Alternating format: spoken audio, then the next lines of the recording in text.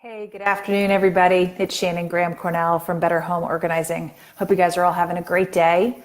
I'm here to actually talk to you about a story that is very much in progress in my house. It is the story of my laundry room and the makeover that I swear will never be over. But I want to share this story with you because it's a really good example of getting in over your head and having to come up with a plan to dig yourself out, which I am definitely in the midst of. And so I want to share this with you. There will be no neat after pictures, at least today, because I'm nowhere near after. But I want to share that with you because it's real. And I think that it has applicability for any type of project where we this may not be something that we are naturally skilled at doing. And so with that comes a couple of challenges here and there. But I want to talk about that and share a little bit of my anxiety around this project. So when we moved into our house, we moved in about 2 years ago, and I had a vision for this laundry room. And the laundry room is actually a laundry kind of closet in a hallway. It's on the bedroom level. It's between a couple of bedrooms. Really nice location. It's really close to the closets, which is great. But it's basically like as deep as a washer dryer, and as wide as a washer dryer. So it's a closet. But I had an idea for a cabinet, which was installed initially by the contractor. But I wanted to add some shelves and I wanted to add a countertop and all that good stuff. So I had that vision, like I said, 24 months ago. 20 months after that vision, we finally started executing on it. So Michael did most of the project. My husband did most of the project in terms of construction.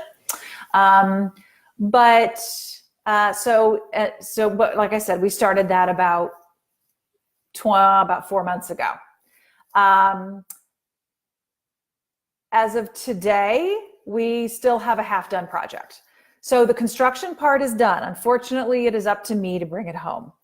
And friends, I have a confession to make. I am way in over my head. So couple of issues here that I am facing. One, I am trying to do something I'm not actually good at. I'm great at organizing. I love organizing. I love decluttering. I am not good at construction work. I am not handy. IKEA furniture I can put together. Anything beyond once we start, it involves drywall and hammers and nails and things like that, forget it. Two, I am doing something for which I have no patience and about which I feel no joy. I am doing something that in which I care about the quality of the end product. So that means it's triggering all of my perfectionist tendencies. I'm trying to do something that I would honestly rather do anything in the world than work on this. So it's part of the reason it's still on me and it's still hanging on is I will find literally anything else to do. If you told me that you'd finish up the project for me and all I would have to do is go get your root canal for you, I would totally do the root canal at this point. And now here's another problem. Completing this project is on the critical path for nothing. So I can still do my laundry with the project in the state it is. If I had guests come, even though I'm using one of the guest rooms to store a lot of the equipment for this project, I can still do that. I just move that stuff. The guests would never know. They're not going to do laundry. They'll never know. Keep the doors closed. It'll be fine. So it is on the critical path for nothing. And I realize that I'm being awfully dramatic about this, but I hate this project. I hate it. Hate it. Can't wait for it to be done. And here's the thing. What we're talking about, we're at the point now where it's caulking and it's painting. And for people who like and who are good at caulking and painting, this is no big deal. But for me, it's my own personal hellscape. And I can't even begin to say how happy I will be when this thing is done. But the only way it's going to get done is for me to plow through. So a couple of things I want to share with you. So a couple of lessons or a couple of thoughts for next time, and a couple of thoughts for now that I'm in this mess. So for next time, I need to know myself. I need to know that this is not a project or a type of project that I should be signing myself up for. It is not in my wheelhouse. I don't have the comfort level. I know it'll be fine in the end, but it's going to be a really anxious couple of I don't know, days, weeks, months. I don't know how long it's going to take me to get it done.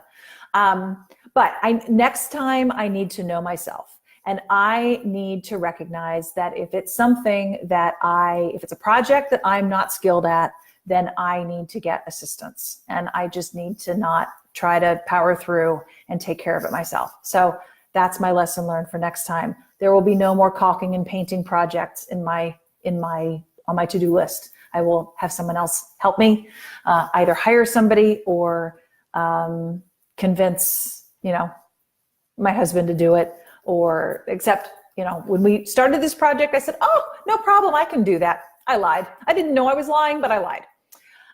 But I'm in this mess. So how am I going to get through it? So the first thing is, I know that I need to stop thinking about the whole project. And I need to break it down into tiny baby steps. And in fact, I have found that the worse a project is, the smaller the baby steps, the better. So I'm thinking like to the level of, I need to get the step stool out of the closet. Yay, that's a win. The step stool's out. I need to climb up on the step stool and get the power tools that are sitting on one of the built-in shelves. I need to clear those off. Okay, great. And I need to keep picking at it. And the problem is, because I have been so focusing on the big project, I haven't been moving the project forward in little ways. So there's a really great book that I read not too long ago called Atomic Habits by James Clear. I highly recommend it. Clear, C-L-E-A-R. And his thesis is just this, about breaking things into very small pieces and developing habits around those pieces. And he's talking about the formation of habits, but I'm thinking about in terms of breaking down this project. So what is my most minimal next best action? And that's what I need to do, and not think about the far goal or the end goal, but I need to think about what it is I need literally to do next. So that's what I'm going to be doing to start with. The second thing is, I need to give myself a deadline, and I'm not giving myself a deadline for the whole project, because I know that's not realistic. Deadlines, big deadlines like that. Because this project is not on the critical path for my daily function, or for having guests. It's really the only thing this project is on the critical path for is selling this house, which we are not planning on doing for a very long time. So it means that laundry room can sit in a half-done state for years, and I don't want it to be like that. But I do know that if I make a commitment to myself that I'm going to do something, no matter how small, but I'm going to do something that moves that project forward, I will eventually get it done. And it may take a lot longer than it should. And I know what's going to happen is I'm going to set myself the goal. All I need to do today is get the step stool out. And then I'm going to actually climb up the step stool, and I'm actually going to take down the stuff, and I'm going to wipe it down, and I'm going to get it ready to caulk. And I may keep going beyond that, but I'm counting on the fact that my momentum is going to carry me forward. So I will let you know how this works and if it actually gets me to complete a project I hate.